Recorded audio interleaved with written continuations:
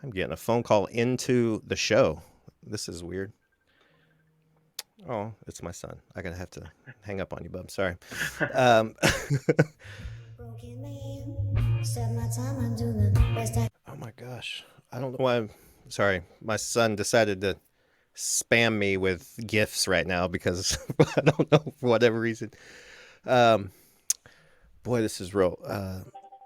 Yeah, we're all having some difficulties here, aren't we? This is fun.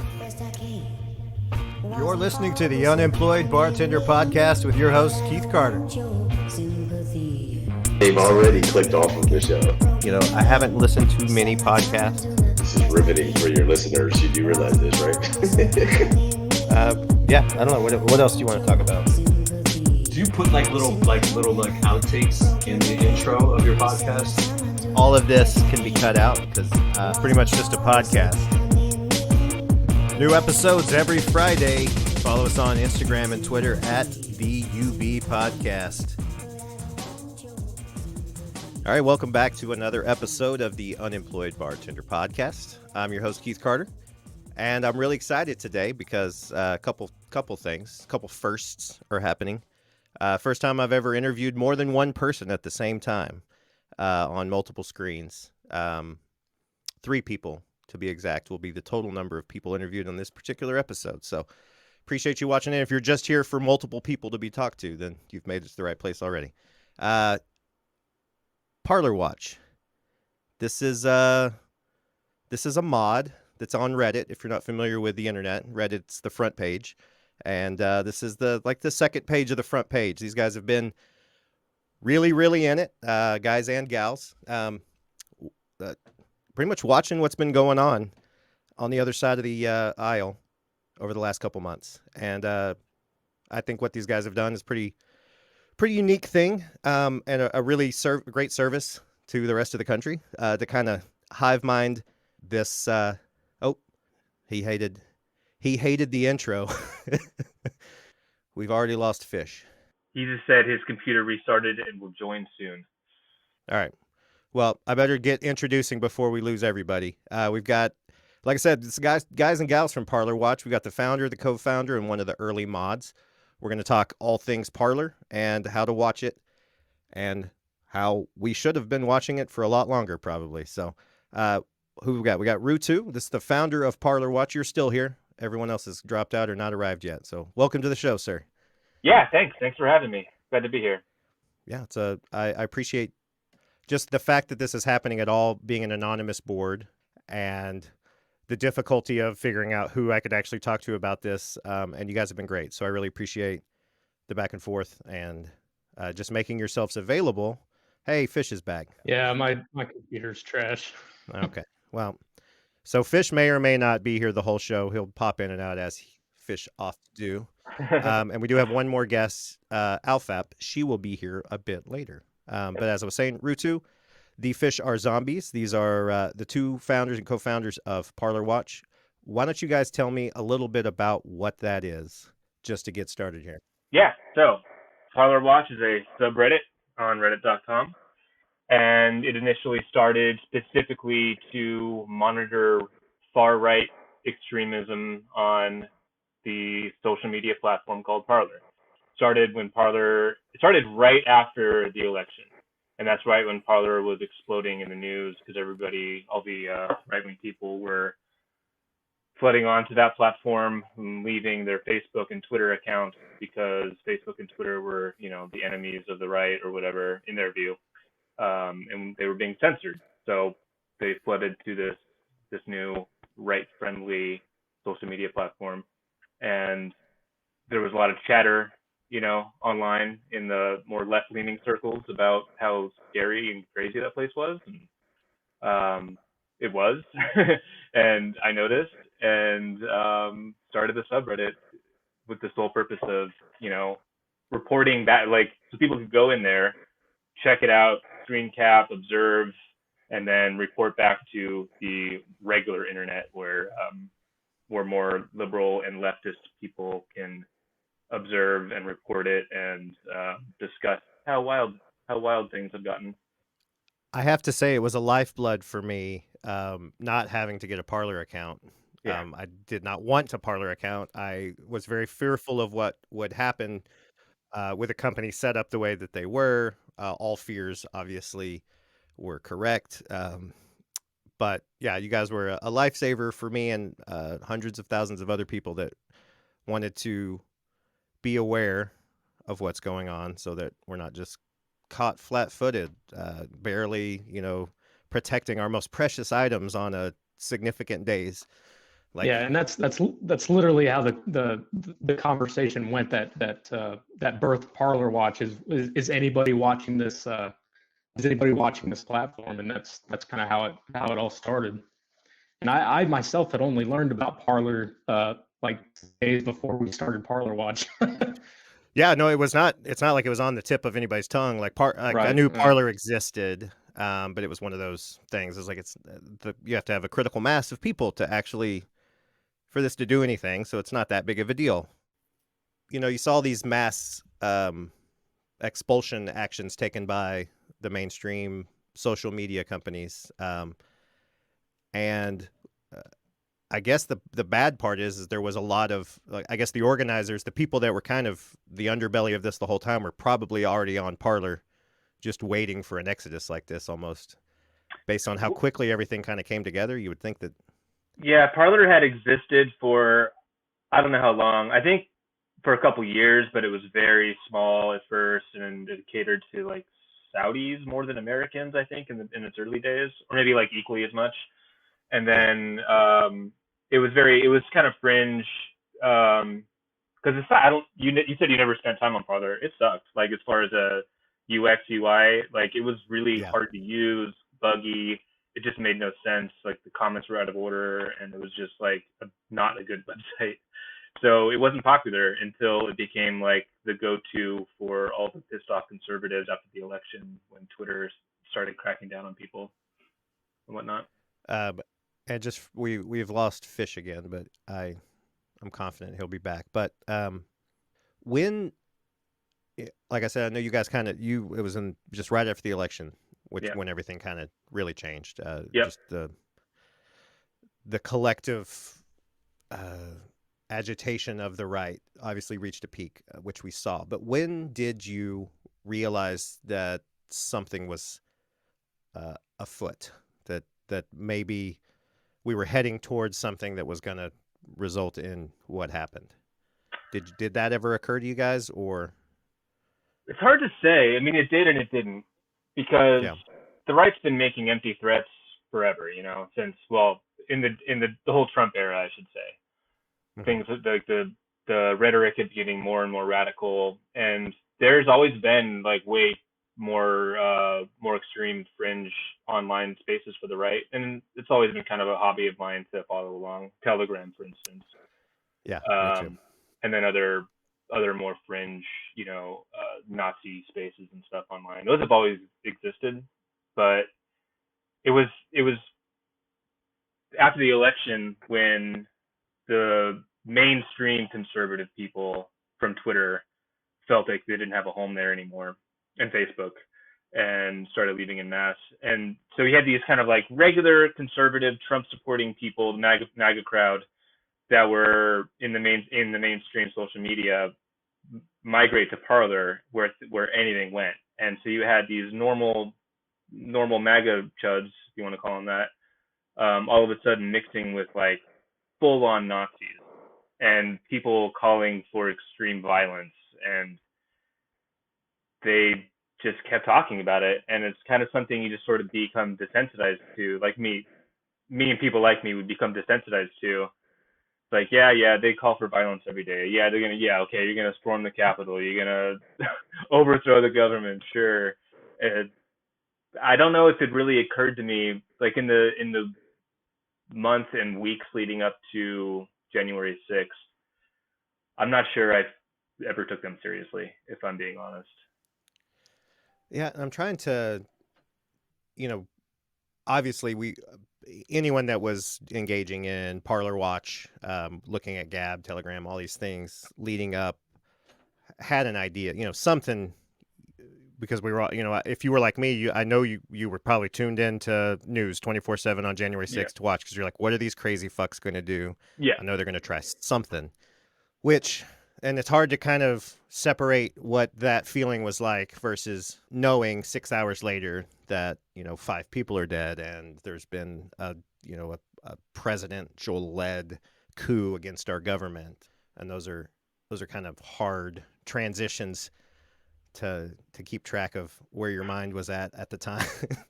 Right. I mean, there was a couple other marches before that had the same sort of rhetoric leading up to it, the Million MAGA March Part 1 and 2. And so I just thought it was going to be more similar to that. It would be some street scuffles between Proud Boys and other people, and they always talk big. And so I figured it would be kind of a repeat of that. I remember saying as much online about what I predicted, So Parler Watch, insurrection at the Capitol, then Parler Watch kind of changed it into something else. Tell me about what would that difference between post and pre-insurrection. So yeah, as I'm sure you're aware, Parler got taken offline a few days after the insurrection. Trump got banned from Twitter. Well, he got like temporary ban and then came back and then got permanently banned right after that. So the day of and the day after on Parler Watch of January 6th on Parler Watch, I just made a sticky post that said, talk about whatever you want. I don't care. The world's on fire. Anything goes. And so people were posting memes and all the rules were basically taken off for a couple of days. And then Reddit martial law, essentially. Yeah. Which before we had been fairly strictly moderated. We weren't the best mod team ever, but we had rules and we tried to enforce them. Y'all's mods are funny because it'll be like gently encouraging people to I know that this is kind of like the thing, but could you maybe potentially make it be a little bit more about this? They'll be like, okay. Yeah. I would see that sometimes. I'm like, all right, this is very gentle mods over here. Right. So, and then Parler got deleted, and during that time, between the 6th and the several days following, our sub tripled in size, and then Parler got deleted around that time too, and our sub just kept growing and growing and growing, and so we're like, okay, we are now the go-to place for right-wing social media, because there was all these other subs trying to pop up for Gab Watch and Telegram Watch and all this stuff, but Parler Watch was the one that it was the first from all this. Yeah, we were the first ones. Yeah, it didn't make sense to keep chasing the inevitable can that's kicked. Right, and you can't rename a sub. Yeah, the name of the sub is the URL. You can't change it. So Parler Watch was the one, and I mean on the scale of Reddit, we're definitely not even in the top 100 subs or anything, but it's still pretty big. No, it's really cool, and I think I like it because instantly recognizable the time period in which, just like my show, The Unemployed Bartender, any other time would be a show about a sad unemployed bartender, I suppose, that for some reason can't get a job at one of the millions of restaurants and bars in the world. But in a pandemic, it's more about bringing attention to that fact, and it probably will still continue to be the name of the show even after things are back to normal, kind of for the same reasons. But so I get it. It pays homage to what the original fight was for until it got taken down. So right. But so how involved were you guys in? Is it more that you just kind of created this space, and because of that space? And let's actually wait for Fish to get in here. Let's direct this to Fish. He's back. And I'm going to ask you a question specifically while I have you here. Okay. Let's see if we can't get you talking here. So after the insurrection, and we have I can't remember her name that did the big Parler scrape. Donk NB. Donk NB. I wanted to say Donkby, but I knew that wasn't right. So, so you have people like that. You have other, obviously you had built out the home and the space in which people could provide information like that. Were you guys directly involved in any sort of targeting and identification and stuff like that through whatever? Or was it more about just creating this space? Fish. Oh, was he gone? Oh, Yeah, we don't normally communicate by video, so I'm the only one with good enough hardware for it seems. So I guess I'll try to answer that. We weren't specifically involved with the Parler hacking or scrape or anything like that, but our community was. But like we as mods were more just trying to keep control of the community and kind of we weren't directly involved with any of the yeah. scraping. There was a ton of FBI reporting going on through the sub, and our mods participated in that, but not in any more serious role than any of our lovely members were, honestly. So we didn't take a leadership role as far as like actions, but the community we fostered sure did. So Yeah, well, I mean that's the whole point. So yeah. I know you said you got your community, and I saw a lot of different people bringing stuff in, like, hey, look, I'm reporting this to the FBI, or what do you guys think? Is this a lot of community brainstorming and sharing? But did any of you guys have any kind of relationship outside of the FBI hotline and stuff like that with any law enforcement or anything like that, bringing attention No. to the law enforcement members of the board? No, we discussed trying to, but we decided that we'd rather not. I don't trust cops. You know what I mean? At this point, especially after the insurrection, how do I know if I try to actually get a hold of an agent's number and like actually chat with them? Because I know I could. Like I know we could do that, but how do I know what side they're on? And I'm just, especially after this past summer, like I really don't trust law enforcement.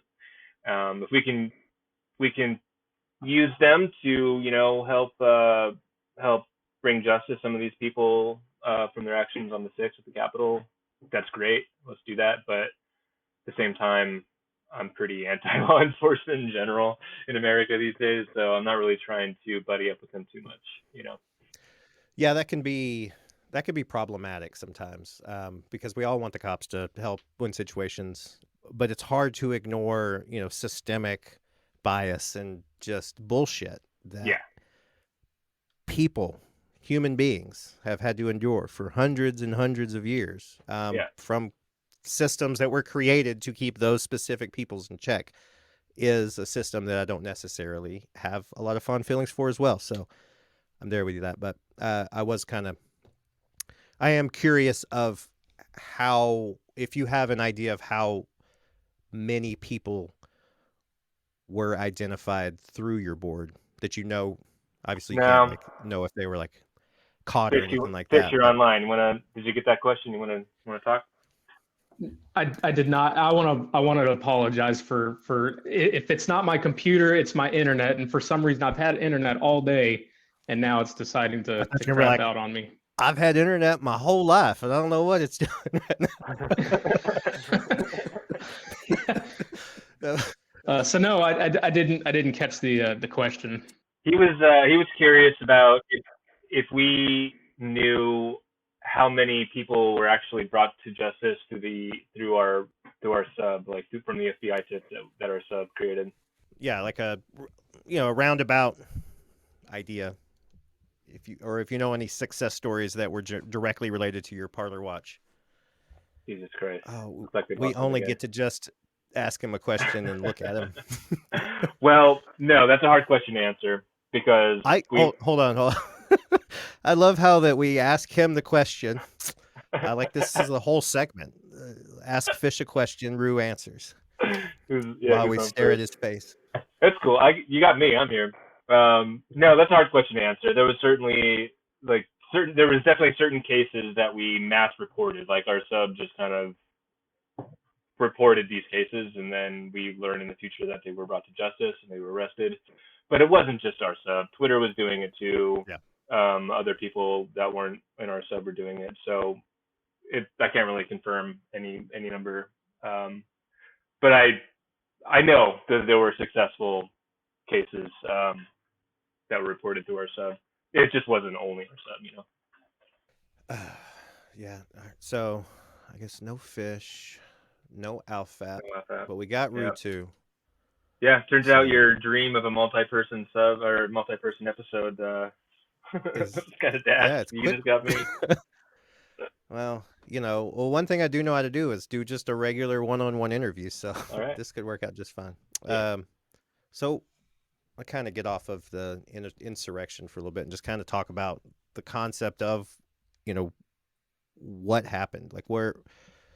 So we know all of these people, far right, hateful, white supremacist ideologues have kind of mixed in with, and when you look at the Capitol insurrection, it was a weird thing because you recognized some people from over the summer, some agitators from over the summer, the Proud Boys, the 3%ers, the 1776ers, or, whatever the hell they are, bunch of militia groups out there. But Yeah. what we saw, we kind of started to see at Trump rallies, really started to pick up at Trump rallies, the late ones heading towards the election, which I think combined with like anti-maskers and COVID stuff, a lot of things were happening to kind of bring that up.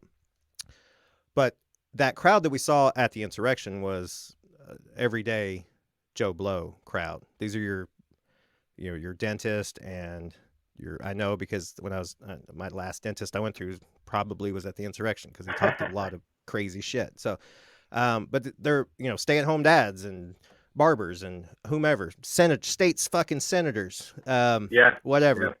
But they were all, I think the thing that kind of started all of this was when the Republican Party really became a conservative Christian evangelical party. And when you can hone in on just a couple things, just tweak it a little bit, you find an issue like abortion that's just a non-starter. And then you introduced this seed of a non-starter, and then it's kind of wrapped in all of these little, kind of like one of those rubber band balls, or had all this bullshit on it. And there's really just one. It's one single thing is the issue, but it's leading to all of this other bullshit because they join a new group and they're like, well, in this group we also hate these people and we also do these things. They're like, well, I guess I'm in the group, so Right. But because it was so targeted. You're going far back, like to Reagan and Nixon, even. Yeah, I mean that's when it started. Yeah. Reagan is the start of all of this. Yeah. We're just now seeing the trickle down effect of Reaganomics. Yeah, but you can kind of draw an analogy of looking at footage from the insurrection. It was 90+% just looky-loos. The only thing we've heard from Fish this entire episode is his vape pull. And he's frozen again.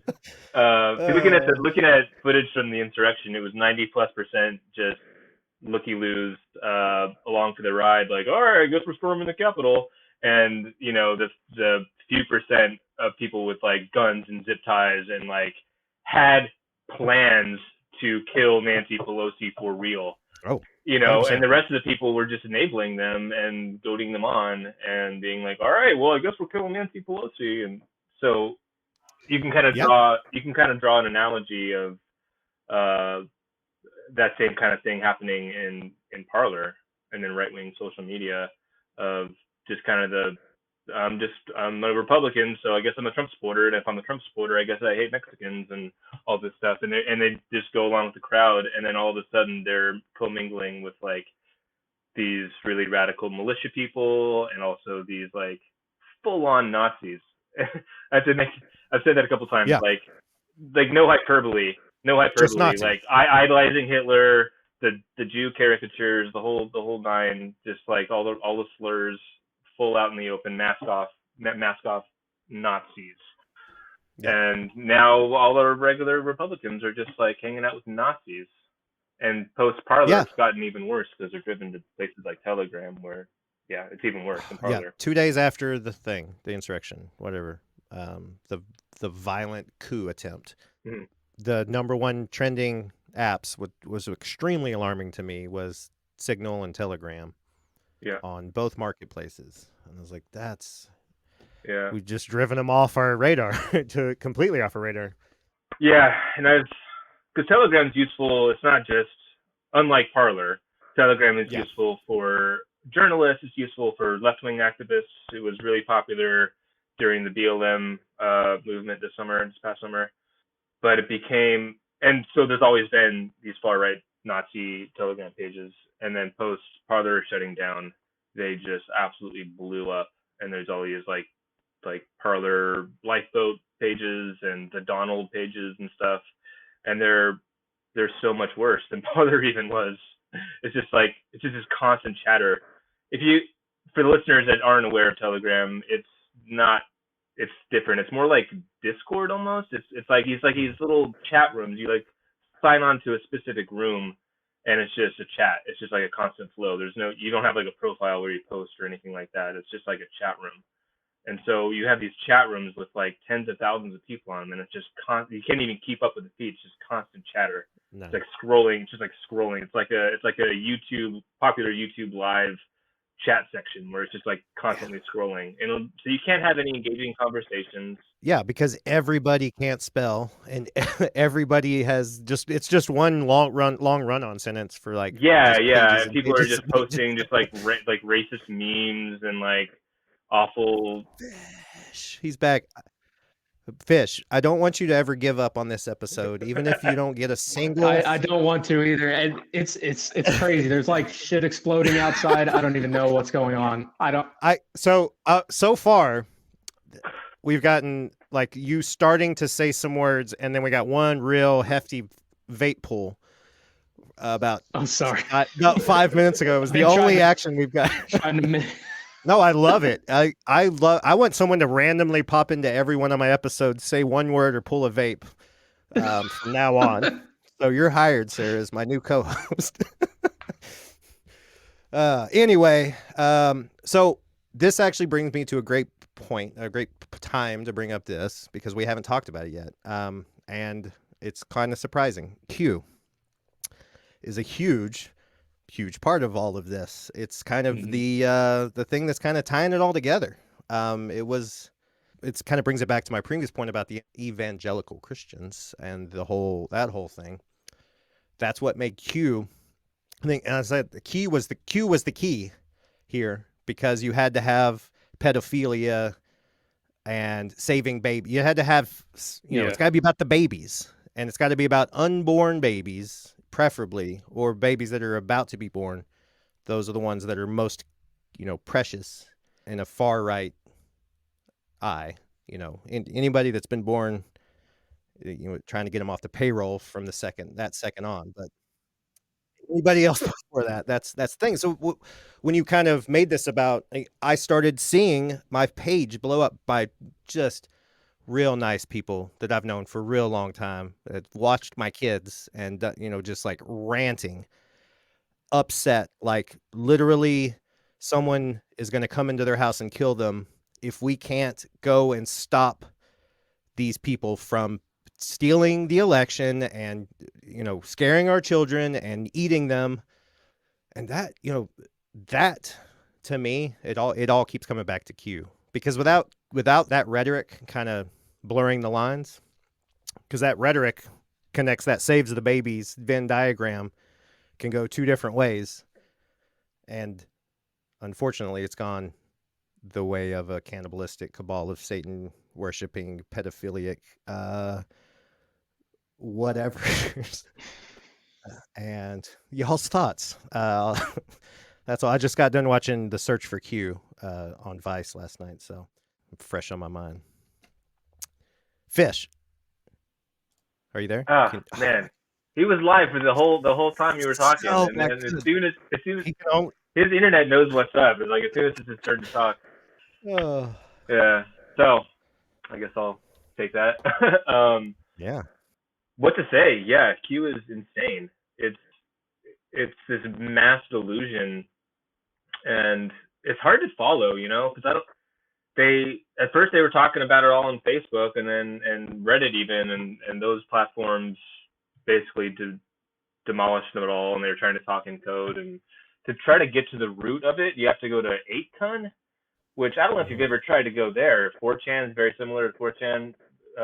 It's unusable. It's absolute gobbledygook. So I know these boomers, these tech illiterate boomers are not spending time on 8ton, right? No, they never would have found it. Yeah, right. So, and there's other message boards that I don't even need to advertise here that talk about it, but it's this mass delusion, and it's not even. It started with this person posting as Q, but then the ball just got rolling, and now they're just talking about whatever the fuck, you know. Yeah, what to say? Yeah, It's bananas. It's absolute bananas. The stuff they honestly believe, that celebrities eat babies, and it's insane. yeah, but it's so I've worked with people for a long time. I've been in sales, customer service, bartending, own my own company, but I've constantly been dealing with people. I read, you can see people's reactions and faces and stuff, and you can feel the energy that people get off. And we generally you can tell when someone's like heightened or like really disturbed and truly like feeling something. And that's how these people feel when they're talking about it. And that's probably the most disturbing part, because we're witnessing our friends and family members turning into a cult before our very eyes, and there's nothing that we can do to stop them, because everything you say is designed to sound crazy to them. Like, you can't reason. It's intentionally set up to be like, well, you would say that because you're a deep state cabal, whatever. So it's like I say, it's a long ass con. I think this thing's been going on. The dumbing down of the constituency was necessary to make this message more deliverable, and I think that's Fish is back. Hey, buddy. Yeah. Hey, Fish, talk about Q while you're on right now. So my thoughts about Q. I just wanted to talk about like in the beginning, I did have a thought that, it is kind of weird that we're talking about Parler and not like 4chan or something like that, because 4chan is insane. And I just think it's interesting that, all this talk about trickle down and how that weasels its way into this conversation a lot. But whenever it reaches Parler, it's become a diluted form of all the crazy conspiracies that you see on 4chan. So like whenever they're talking about like eating babies and adrenochrome and stuff like that, you don't hear a lot of that on Parler, but it's based in those conspiracies that were found on 4chan. And so like you had these people that they don't think they're insane because they don't believe in the adrenochrome and eating babies for immortality and stuff like that. But well, okay. Well, that was the longest run of Fish we had all night. So yeah, I really like that.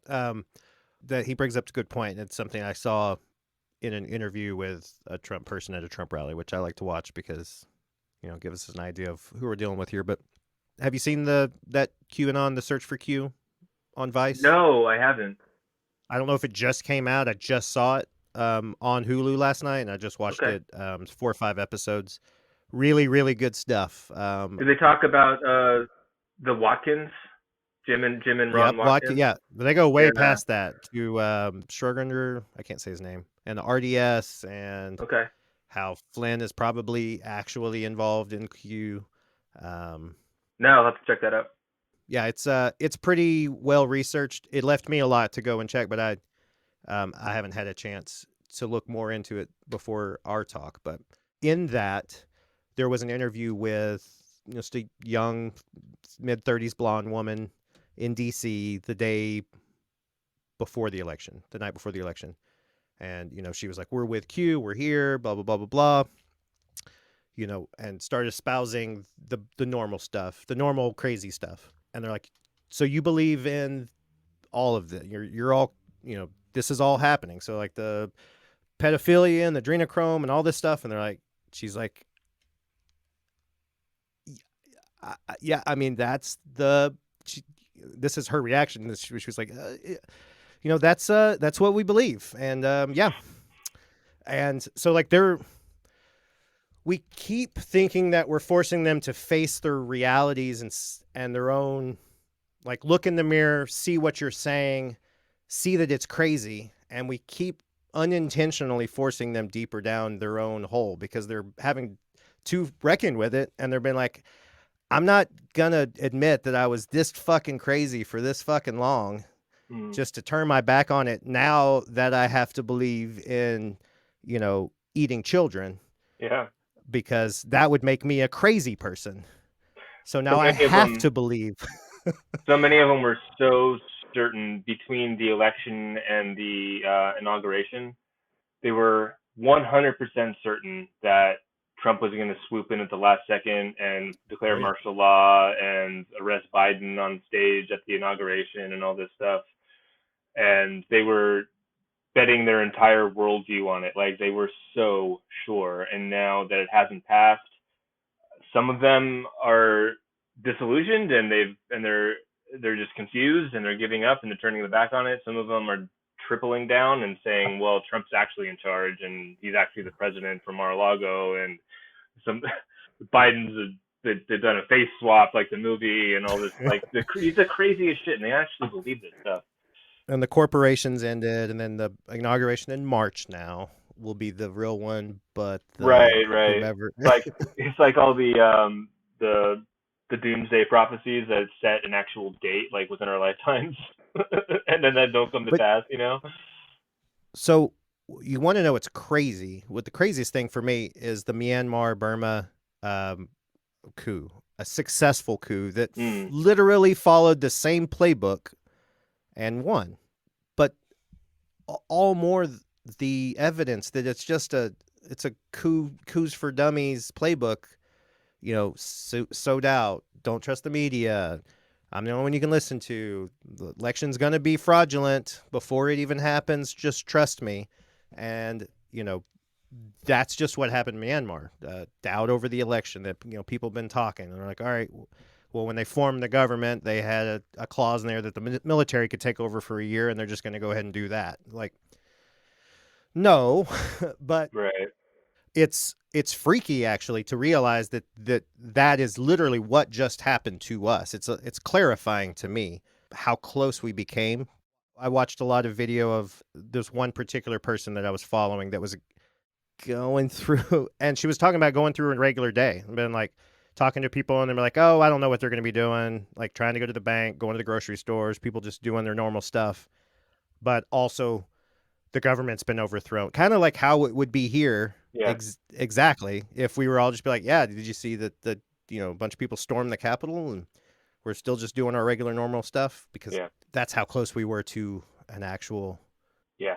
It would have just taken a few more high level people to be on board, and you know what I mean?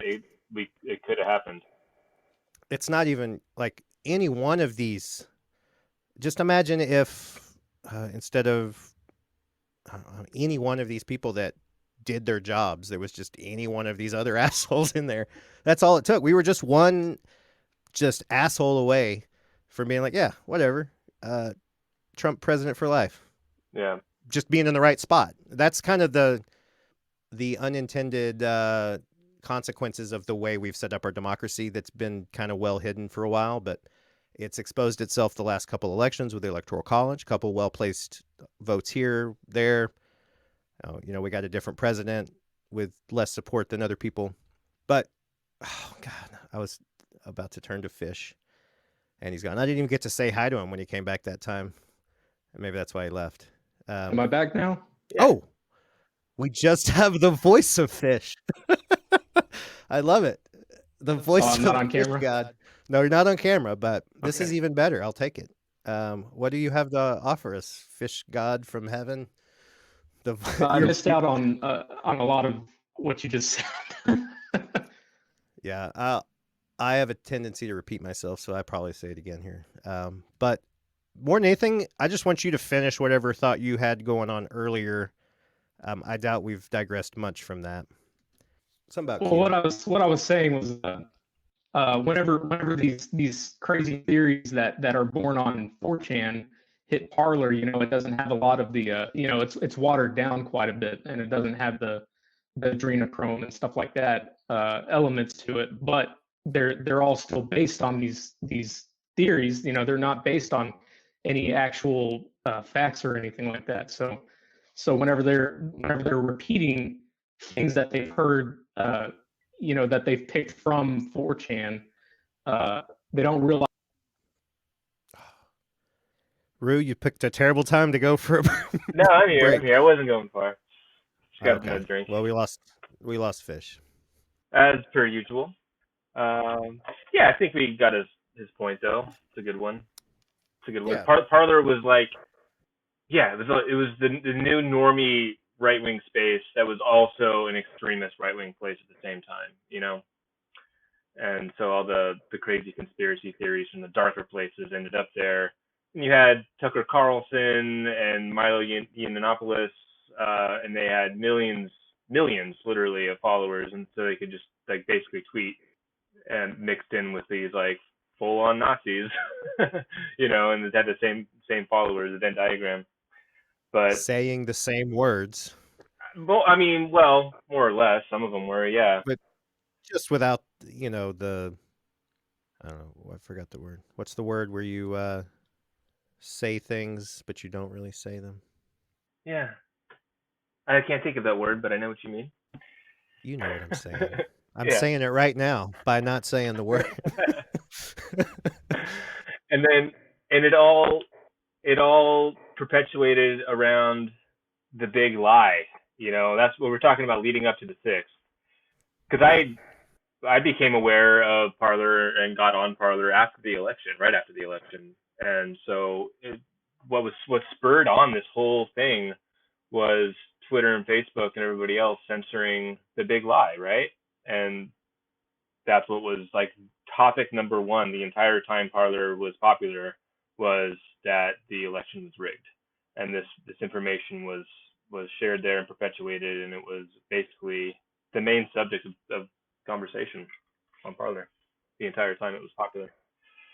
So we've kind of danced around like the big elephant in the room, no pun intended. But Fox News has an enormous role in the insurrection of our capital. And it's just being to me, Fox News should not be called news, period, because it's extremely misleading. But they've been feeding us big lie after big lie after big lie to a little bit less than half of our country for years. And it's another contributing factor to everything. You get softened up enough, served up enough little bitty lies and enough medium lies. Why not listen to a big lie? And these people know. Tucker Carlson has been sued and won his court case by convincing people that no one should ever listen to his dumbass. And people still listen to his dumbass and cite him as like, look, here's a person that speaks for us, that is a known, certifiably, legally dumbass. And this is like... I wouldn't call him a dumbass. I'd call him a manipulative, yes, a silver spoon born, working for the billionaires. He knows what he's doing. There's no wrong answer here. He knows what he's doing. He's not a dumbass. He's manipulating the peons to work for the billionaires. For sure. And he's so offended for you. That's what he does best. See, these people are trying to do this to you, and I'm going to stand up for you. Shut the fuck up, Tucker Carlson. I turn him on every night just to see how long I can last before he says just something just so irresponsible. Oh yeah. I just watched the clip today. Can't even. But yeah, I've like 30 seconds is the longest I've ever been able to listen to a show without him saying something that would so irresponsible that he should be in jail. Yeah. Yeah, he's on today defending what's the Taylor Marjorie Greene, that congresswoman everybody's talking about right now. Marjorie Taylor Greene? Yeah, that's the one. Jesus. Yeah, speaking of Q, right? Speaking of Q, so full circle, we now have a Q representative inside of our government. We have at least 2 that we know of. I think Lauren Boebert would probably, if you asked her, be like, yeah, I like Q. I feel like there's other ones that aren't in the media cycle at the moment, but other freshman people. I'm pretty sure it's more than two. I just can't think of them.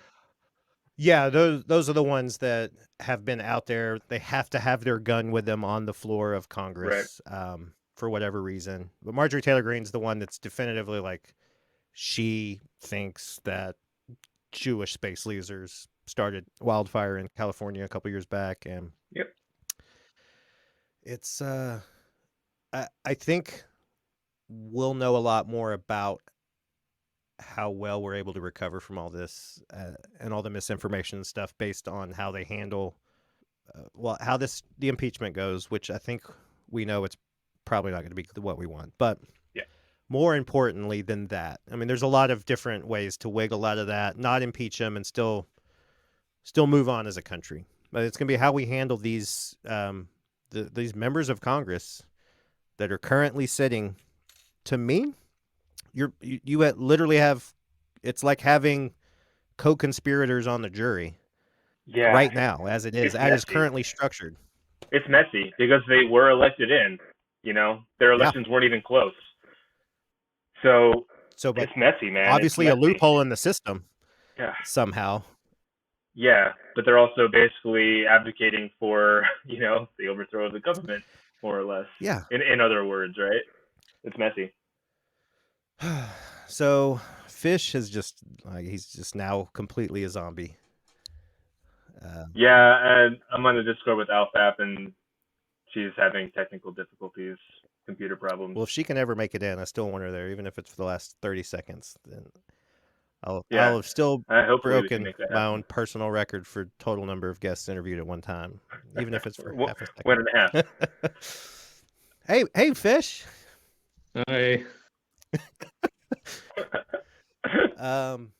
Can you just just tell us stuff that you want us to hear, and then before it cuts off, just immediately, I don't even have time to ask you a question because you're going to cut off again. I think a lot of the right wing brigaders that come in and attack Parler Watch itself, they think we're against or they think we're so pro censorship and state media and all that. But I mean, they don't realize, they rage quit these other social media platforms for spreading lies and crazy conspiracies, and we've seen the product of that in the insurrection on the 6th, and they say that Dang, he was spitting fire too. I know. It's so sad. I know. So next time he comes back, let's have him start the end of just any other thought that he has, and we'll just piece them together and see what we can come up with. So, what he was talking about is we have had quite a few brigades and just right-wing trolls, and we've had there's some attacks from 4chan and other right-wing spaces that'll come in and just mass comment stuff, and we have some mod tools that'll help us kind of filter a lot of that stuff out. But some of the stuff these people say, man, and we've had threats on us too as mods too. They're trying to figure out who we are. Yeah, so that was the other a question I had. How worried should I be about talking about this kind of stuff just out in the open like this with you guys on? Are they just gonna? I mean, I'm in New York. I think you're fine. If you can find me in New York, I'm here. I don't know. Who isn't talking about this stuff though, right? I mean, no. I don't know. I just I'm not worried about it. Obviously, I wouldn't have had you guys on the show, but also I know what it's like. You see these whatever it is, these people that are just pointing all of their anger at just something, and they I don't know. Part of it is a backlash, just kind of this immature lashing out because things aren't going their way finally, and so they're trying to attack the people that are attacking them, as much as possible. Do you feel like you're attacking them though? Would you see it that way? Not. I mean, primarily that's not our mission. Is not to attack them, but yeah, sure. On our sub, people attack the people that have been posting these things, and I mean, we reported people to the FBI that were involved on the 6th, and it wasn't just the 6th. It was the rhetoric leading up to the 6th too. Yeah. You know, so I can see why people that are on the far other side of the spectrum, Yeah. you know, I guess if you're already there, if you're already to storm a Capitol, murder sitting, representatives and senators and things, then it's not probably a hard shift over to like say really mean and terrible things to a anonymous Redditor on the internet. So alphap, are you online? Oh, we have a new guest. Maybe. I guess not. Hello? Can you? All right. She's gone. I'm sorry. I don't know. Oh, and Fish is back. It's pretty insane what I'm going through right now. Well, you won't even believe it, but alphab was almost here. And then she didn't. But then you came in right after that. So, and maybe that was you, though. I don't know. I think it was alphap. Okay. Well, all right, she'll be in her a second. So I will wait until like wrap up Parler stuff until she gets here, I guess. But Fish, do you have any closing thoughts to any of the arguments that you were starting to form before? I don't even know. I don't even know where I was going. Well, I mean, my position on it is that I'm not as pro censorship as they think we are. It's not about silencing free speech, because I'm for free speech. But whenever it's speech that's inciting violence or spreading racism, even racism, it's Oh, and he's gone. So I don't trust any thought pauses that you have. And for good reason. But that's a good point. Because I do kind of want to talk about the difference between censorship and freedom of speech, our First Amendment rights, and then also like where do you draw this line for if you are a company? Like I said, bottom line, let's get this out of the way. Your First Amendment does not cover your ability to say wherever the fuck you want, anywhere you want. You can and will be kicked off of things, out of things, from things. You will not be arrested by your government, which is your First Amendment right. Just want to get that out of the way because it's just a lot of confusion with what a First Amendment right is. And it's not to have a Twitter account, unfortunately, although currently it's my First Amendment right to have one because I'm not an asshole, or at least as much of an asshole as some of these people are. But where do we draw the line? How do we ensure that people do have the right to say things, terrible things sometimes? There's lots of terrible things on the internet right now that are rightfully still there. But where do we draw the line to determine that they shouldn't be? It is a very blurry line to draw because you can't yell fire to guard a building, like you can't say speech that is causing harm to people. Have you heard of the paradox of tolerance? Are you familiar with that? I'm not, but I'd love to hear about it. It was coined by somebody long ago, or not even that long ago, but basically if society allows unlimited free speech, if it tolerates the intolerant, then you drag society down and society becomes less tolerant. It's directly translating to like if you allow Nazis to be able to be Nazis, then all of a sudden you're going to have fascism. Yeah. If you allow people to outright call for genocide, like mask off, actually call for the eradication of races of people, and you allow that to grow and you just let them say that on whatever platform they're able to, then all of a sudden that idea will grow, and all of a sudden you're going to have a genocide. So the paradox of tolerance is, if you tolerate intolerance, then all of a sudden society will be less tolerant. It's a paradox. So I think that's kind of that's the point I would like to make on that subject. While we're here, it's kind of reminded me, and I can see now a little bit more clearly why civilizations throughout history have clung to religion, and specifically any overarching document that they can easily choose to live by. It's an easy adoption for conformity into society without having to make up a bunch of rules on the spot that may or may not have, because there's a bunch of dumb arbitrary rules on our books that may not be dumb arbitrary rules somewhere else, and vice versa, depending on the society you live in. Should inform the rules that you have. Like, not wearing mixed linens is not a law that really makes sense in 2021, but it was, in pre-biblical times, apparently that was a big no-no. Right. But so should somebody be able to say online wherever they want that they think that the Jews are in a cabal that controls all the money?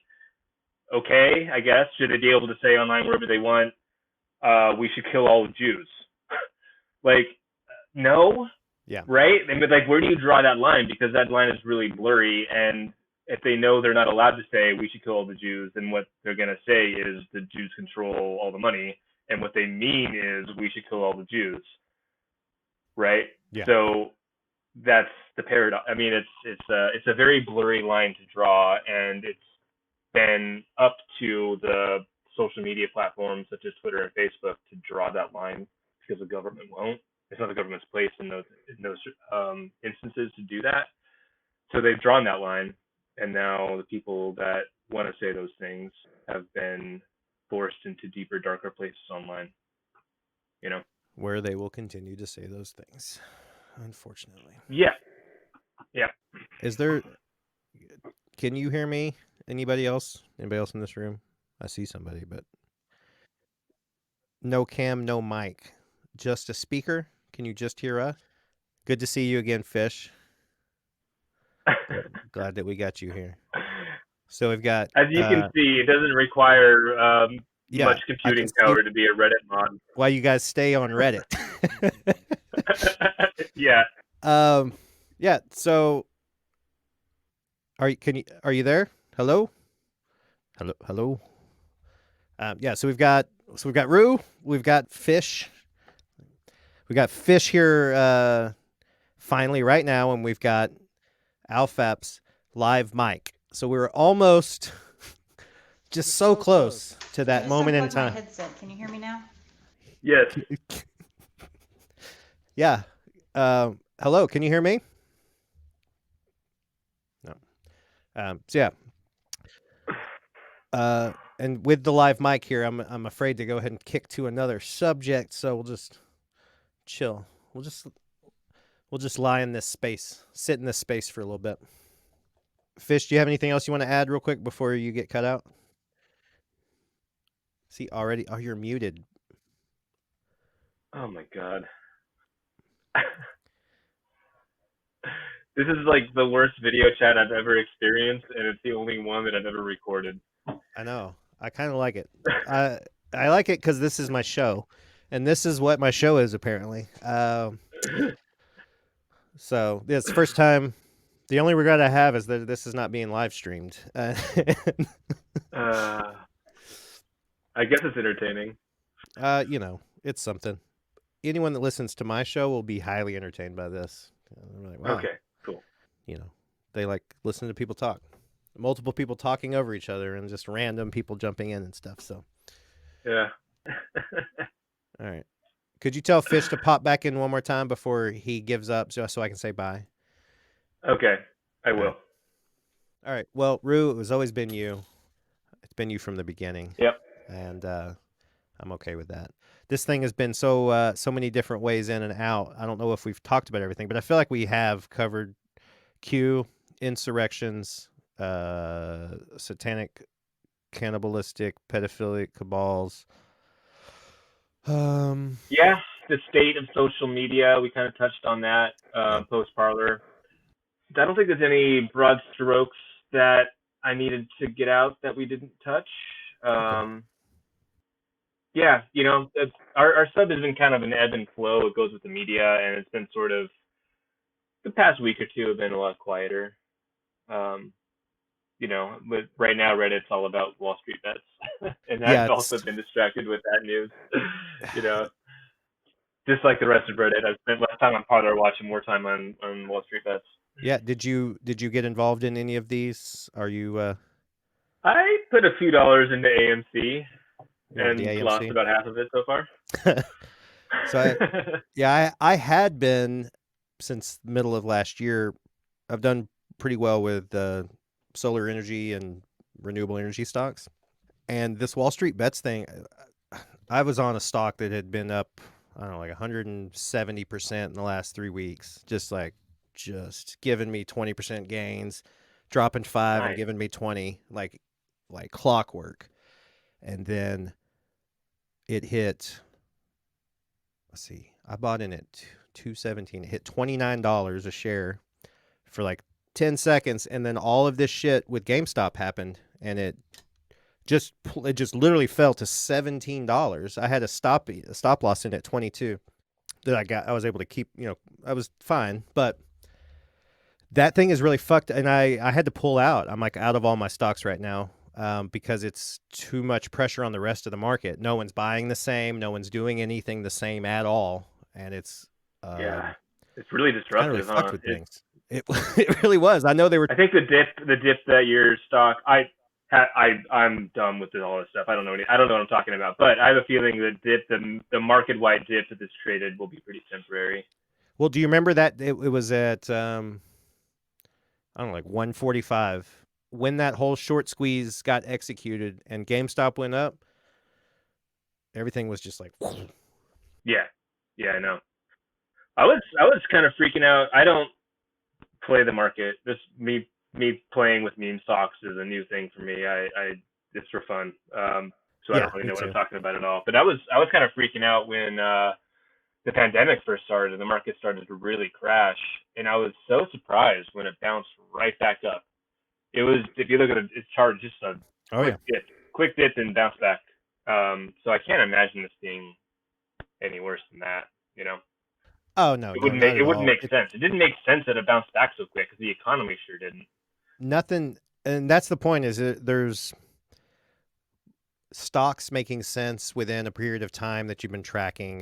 It's all relative to whatever. So nothing has made sense, but then it made sense that it didn't make sense. And then when GameStop happened, it made the things that were making sense that didn't make sense not make sense anymore. And the stock market now more than ever is completely divorced from reality, or divorced from like the actual economy. It's like 27 million people dead. Let's go rocket to the moon. Yeah, highest stock market ever is in the middle of like a deep recession. It doesn't make any sense. That's fine. Just fuck you, pay me, and then let's get back to work. Yep. All right, look, we're going to close this. I actually have a Razorback basketball game, Go Hogs, that starts 2 minutes ago. So we're going to close up with how I close every episode. And since it's just you, Rue, then it's just you, Rue. And it's called Closing Time Lightning Round. I ask you a series of questions that are guaranteed to have people approaching you on the streets because they're not going to know who you are because this is anonymous. So... Hey, it's Fish. You got back just in time for Closing Time Lightning Round. Are you ready? We're going to do this fast. Oh, you're on mute still. That was the issue. All right. No. And somehow unmuted alphap, which can't hear me, right? Can you hear me? Mm-mm. Can you hear me, Fish? Quite a lightning round. Super fast. All right. Well, I feel like this is a contestant game show where we had one contestant didn't show up, one that's just disqualified for reasons out of your control, which the winner is Rue. You can. Oh, he's gone. All right. So Closing Time Lightning Round. Let's go. Are you ready? Let's do it. All right. Dive bar or cocktail bar? Dive bar. All right. Movies or video games? Movies. Top 3 favorite movies. Oh, geez. That's not a lightning round question. I know. I don't make the notes for the lightning round. I'm looking. I'm like, this is not a lightning question. Skip it. Mac or PC? Mac. All right. Apple or Android? Apple. Go-to cocktail or drink? At a cocktail bar. At a cocktail bar, old fashioned. At a dive bar. PBR. All right. Oh, Citywide. You know what that is? Mm-mm. Eh, Citywide? Citywide. This is a shot in the beer. Boilermaker. Same thing, I guess. Yeah, Boilermaker. I was gonna say you need a PB&J. That's what I have. It's Pabst Blue and a Jameson. Yeah, same thing. At a dive bar, a specific dive bar. Yeah, dive bar special. Yeah. Reusable or fancy mask? Oh, wait, what's a fancy mask? I don't know. Oh, like a cloth one? Yeah, like one that you've accessorized with your outfit. Oh, I think anyone that if you're accessorizing it, like a reusable cloth one, not fancy though. All right, so you're not rolling up with like. No, I mean at first I was rocking homemade masks up until like not that long ago. Yeah, it's hard on your hands. Who knows if the pandemic was gonna last this long. Top sheet or comforter? Comforter. When you're sleeping. I mean, the top sheet gets crumpled up, after the night, and then I don't make it properly. So, comforter. See, I have to have either a top sheet or a comforter. Never both. If I have one, the other will end up on the floor, and it's really anyone's guess which one it is. So, all right, I think that's it. I think we recorded an episode, and we did it through just a wide array of seamless. Things. It's absolutely. I don't want to call. Yeah, we did it about as well as I could have hoped for, because I had really few expectations coming in to a show where I'm interviewing potentially 3 people of whom I know none, and I wasn't sure if I was going to see your faces or not, or how we were going to do it. So it was shrouded in mystery. I think I got all the questions. I had posed a question on my Instagram and I had quite a few people ask. I think I got all those questions out. So right on. That's cool. If not, if you did not hear a question that you wanted to have asked, you can always message me. I can always shoot these guys a message and we can update it on our blog or whatever. You can always just follow them on r/parlerwatch on Reddit. Yeah. Those guys are there. It's a space that's been created. It's a safe space for seeing what's going on and just being aware, and not having to get all up in the muck and get dirty yourself, because psychologically it is a lot to be in these spaces reading these things. And I kind of want to put that mental health awareness note out, as you are anytime you find yourself kind of researching things that are outside of your ideas, your norms, your thoughts, just so you can have a better idea of whatever. It's important to kind of take some time, review things that kind of intermittently that are true, and kind of engage in conversations to get yourself out of those headspaces. I know it can be a lot. And this is something I was going to mention earlier. For me, when I was watching it on the 6th or watching the inauguration on the 20th, being like, what if they really, what if we're just so, was there a little bit in the back of your head that they're like, just fucking maybe? Yeah. When there was a gunman in the, I don't know if it was Congress or the Senate, like the actual chambers. I saw an image of somebody with an AR in there, but I saw that live or while it was happening, but then after the fact, maybe it might have been law enforcement with the AR. But I remember seeing that image, and I'm just like, wait, holy shit, Yeah, it was scary. Mm-hmm. It was scary, and I wanted to rebound off of what you said about your mental health warning for monitoring these right-wing spaces. It's very real. It's very real. When I was first diving head first into this stuff and watching Parler and spending hours a day on there to, for the purpose of the sub, it takes its toll on you, man. These spaces are not friendly. They're not good places to hang out. And now every time I can't spend any time on Telegram because these boards that I subscribe to for the purpose of this kind of work, it's just so toxic. It's so toxic. I can't spend any time there, man. Yeah. So anybody that also wants to have this as a hobby or currently does, take breaks. Take breaks. You can't do it all day every day. Yeah, it's gross in there.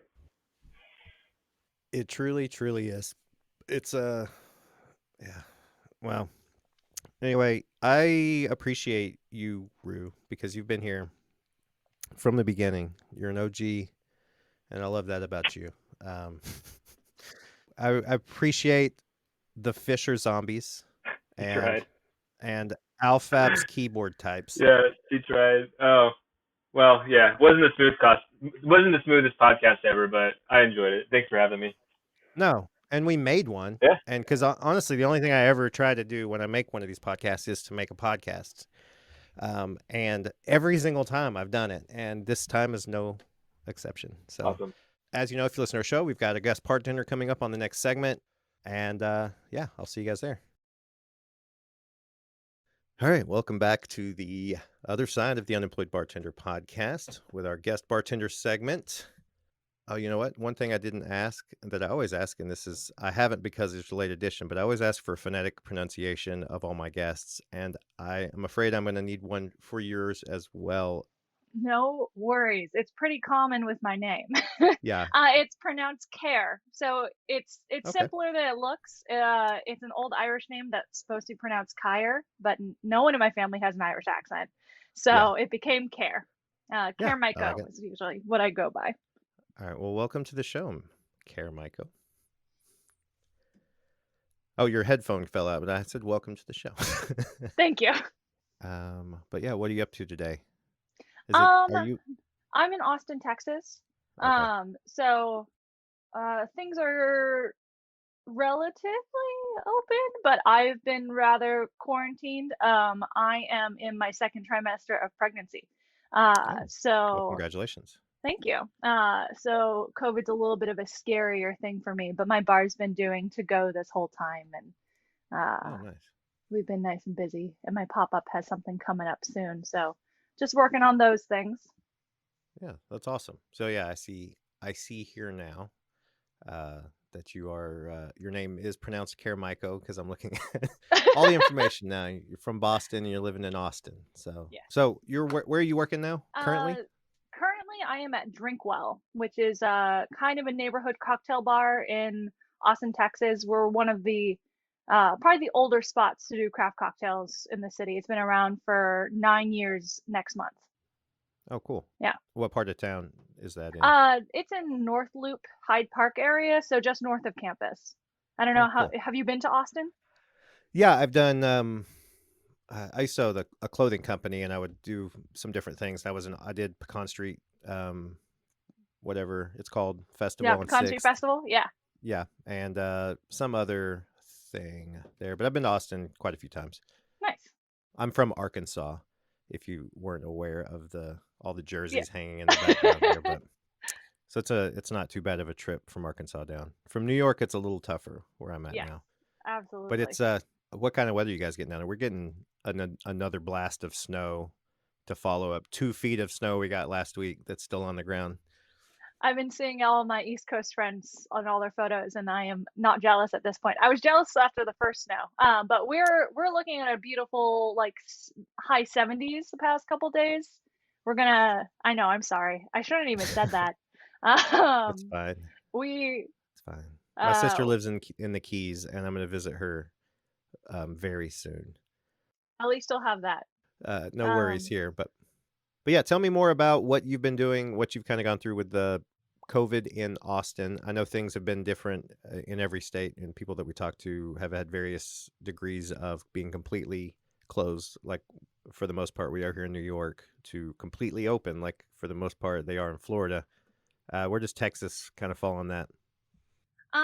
Texas, I'd say, is a middle zone to mostly open. We've had a lot of really fun governmental stuff where like the state government and the city government are not in agreement.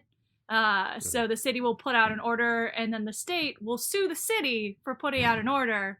So, you know, a little bit of confusion there, but overall, we got to-go cocktails pretty early in the game, which was nice. We closed down in March, a couple days before South by was supposed to happen, so obviously a huge hit for every bartender in the city. But by early summer, we were all able to do to-go cocktails,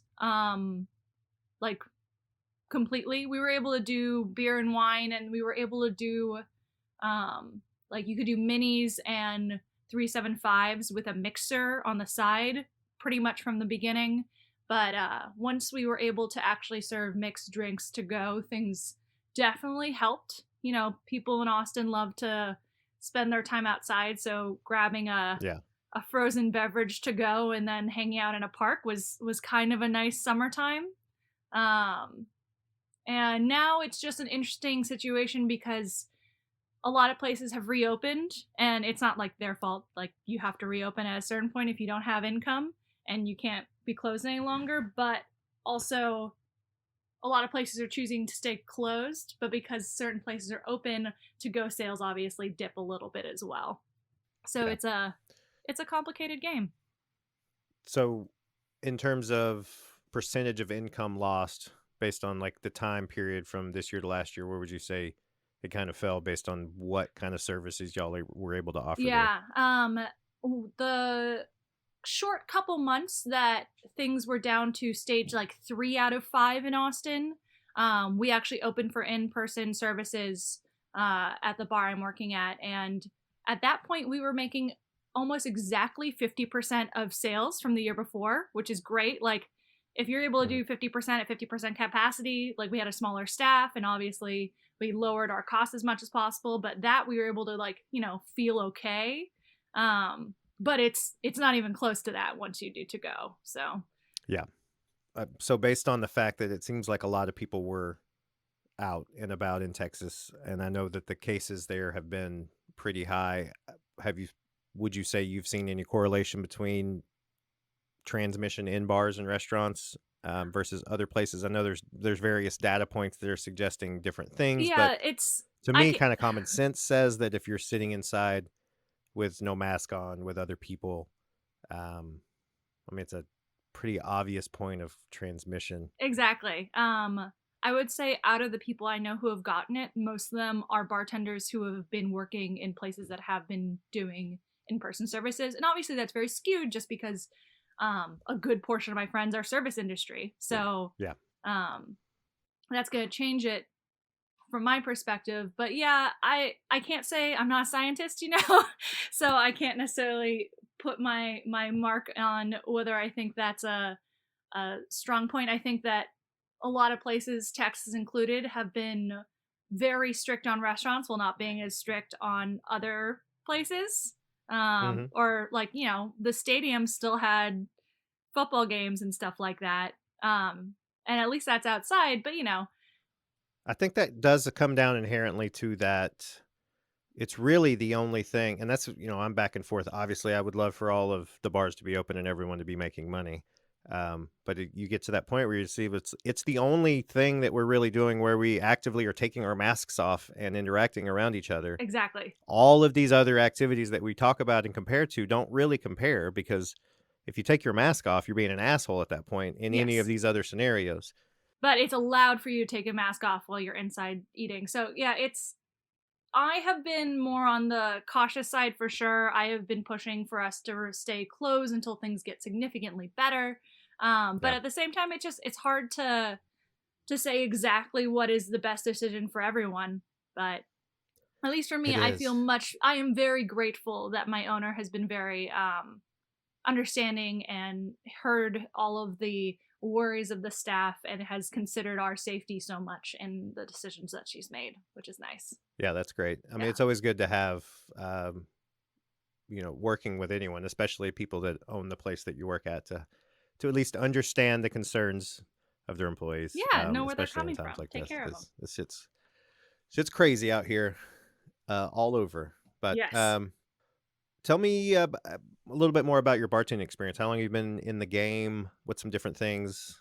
Any accolades that we Yeah, should be aware of I've how done a awesome few you are? things. I started bartending when I was in college in Boston. I was spent another. I started as a host, moved to a server, got to a bartender, all within like when I turned 21. Yeah. And was with one restaurant group there for 2-ish years before I moved to Austin. And once I moved to Austin, I was very lucky to get a job at one of the older craft cocktail bars here. Pesce has been around for 11, 12 years, probably like one of the first craft cocktail spots in the city. And it was a good, university of cocktails experience. I learned all of the classics, and from there I started doing cocktail competitions and fun events and stuff like that. Probably the most notable accolade is I won Espolón Cocktail Fights National Championship the first year they did it. And then I went back again once I turned it into a tag team event with my closest friend Sharon Yeung, and we won it in 2018 as well. That's awesome. It was pretty cool. And from there, I did a couple other cocktail competitions. I have to shout out to Speed Rack, as many other women do. I got to go to the national finals in my first year there, and was really hoping I thought I recognized you from Speed Rack. That's why I was like, there you go. I was waiting for you to mention that. I didn't see it on here. I was like, I think I know you from there. Yeah, I was really hoping to compete again this year, and COVID hit just as my regional was about to happen, and it was the first event that I was like, okay, I can't go to this, like I have to cancel. It was before everything was officially shut down, but yeah, we were worried that like planes would be closed by the time I had to fly back home or something like that. Yeah, that was a lot of worries, like if I get somewhere, am I stuck there forever, or exactly how do I get back safely? So yeah, and then the biggest thing that I'm doing right now, I worked at a number of cocktail bars. I went from Pesce to the Roosevelt Room, started working at a new spot called Last Straw or at the beginning of 2020, and then they have closed, not officially, at least temporarily, but I moved over to another bar just because I needed to get work going again. But I have my own small business called Daijoubu Pop-Up, where we travel around Texas so far, but hopefully further in the future, and throw events based around Asian flavors and culture and highlighting Asian peoples behind the bar. Oh, that's awesome. How do you go about identifying, what you're celebrating, who you celebrate, all that stuff? How does that, Yeah, I'm interested in that. It's a little complicated in the sense that like it's hard to celebrate all of Asia at once because it's gigantic. It's relatively a few people live there. There's a couple cultures. But I am half Japanese and my business partner is Chinese American. Both of us are first generation on the our Asian sides of the family. So a lot of the flavors and traditions and cultural things that we're referring to are going to be East Asian, just because that's the stuff that we have a lot of connection to. And we tend to, like, our tagline is Super Asian Cocktails, not to make something just kind of Asian, but to make something where every single element of it is incredibly Asian. Because if you're not, doing something 100%, what are you doing? Nothing. And now we've started, after our first 6 months or so, incorporating guest bartenders into our events so that we could kind of explore the larger Asian diaspora. And then since COVID, obviously, now that we need food for our drinks to be sold to go, have been incorporating a lot of Asian-owned small food businesses as well, which has been awesome. Well, that's really great. And you guys are currently just doing that in Texas? Yeah. We had plans to travel in 2020. We were hoping to get to California because I was born in Los Angeles and Sharon was born in San Francisco.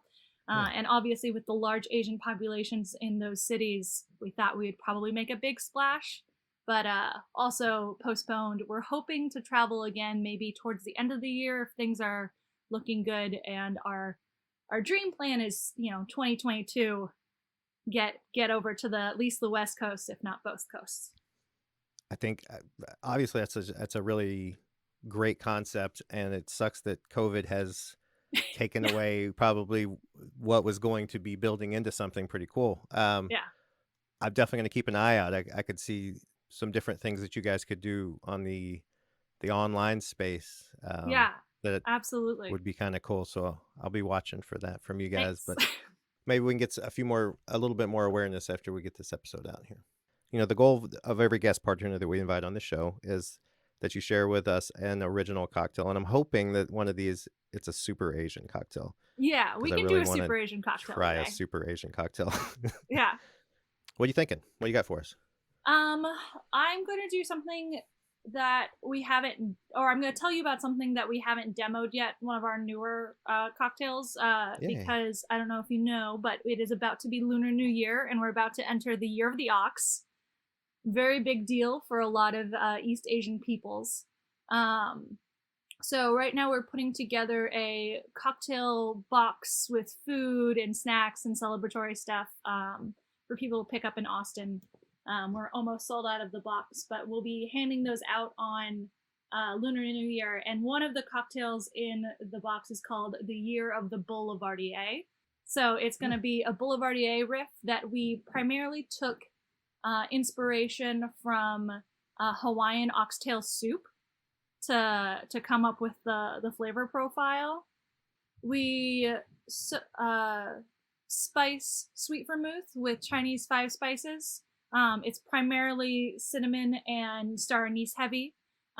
We infused some Aperol with, I found these Mandarin kumquat hybrid fruits, and then a little bit of chopped ginger, kind of up that sort of tanginess that can come with citrus flavors.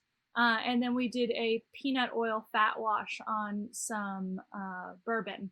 And all of that is garnished with a Korean style beef jerky, which has sat in a bag of diced dehydrated green onion. Okay, so super easy for everyone at home to make. We just need that recipe list real quick.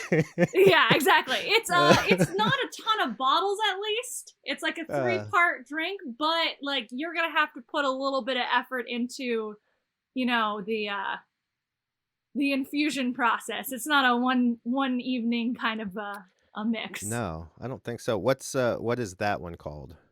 That drink is the Year of the Boulevardier. Year of the Boulevardier. Okay. Yeah. Do you have one that our listeners at home might be able to make that would maybe be close to a riff off of that, or some way to kind of make that a home version?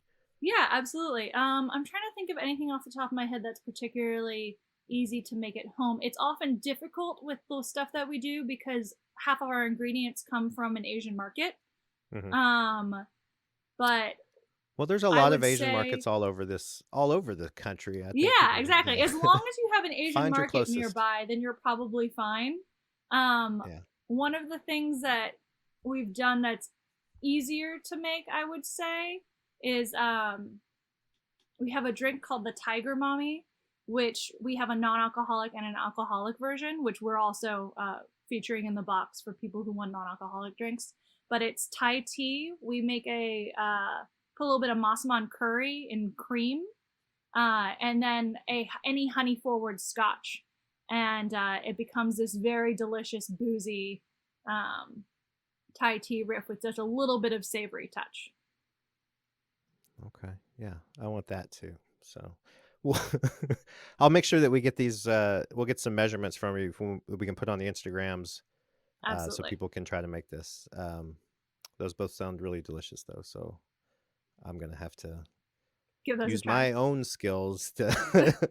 I have the time to take to and the interest probably that most of my listeners probably don't have. So yeah. I look forward to it.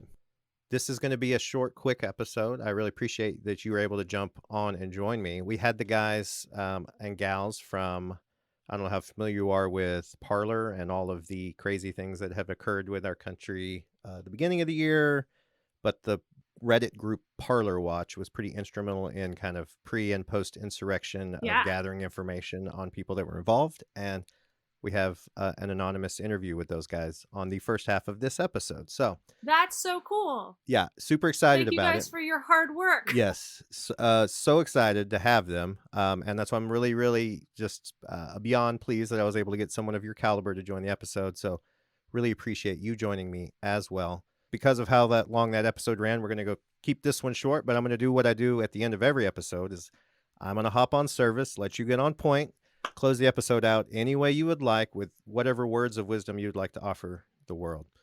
Oh, wow. Platform's yours. Okay.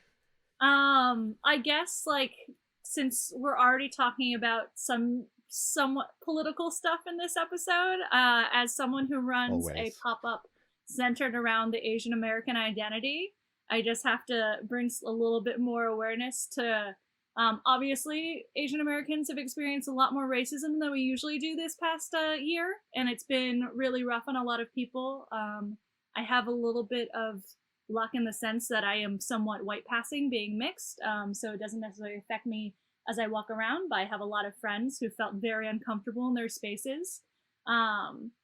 And just in this past week, there have been a number of physical assaults on elderly Asian people around the country. So as we're celebrating Lunar New Year, and I know a lot of people are gonna, make dumplings at home or eat ramen that day, just do something to celebrate Asian culture because we as Americans love Asian food.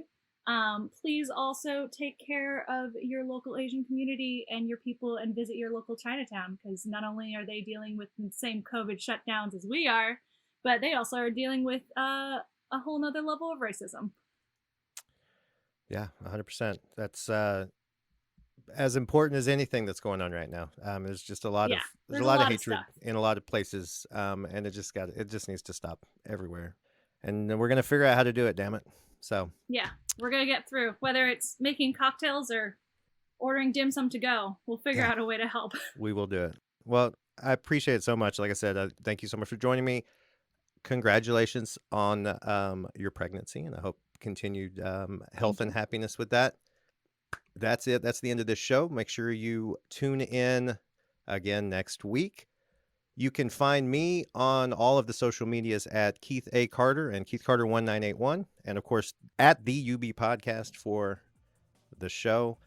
On Instagram, Caer, you are at Caer Maiko. Yes, correct. CAERMAIKO, if you would like to follow Miss Maiko. Once again, thank you so much. We'll see you guys next week, and I'll see y'all at the bar.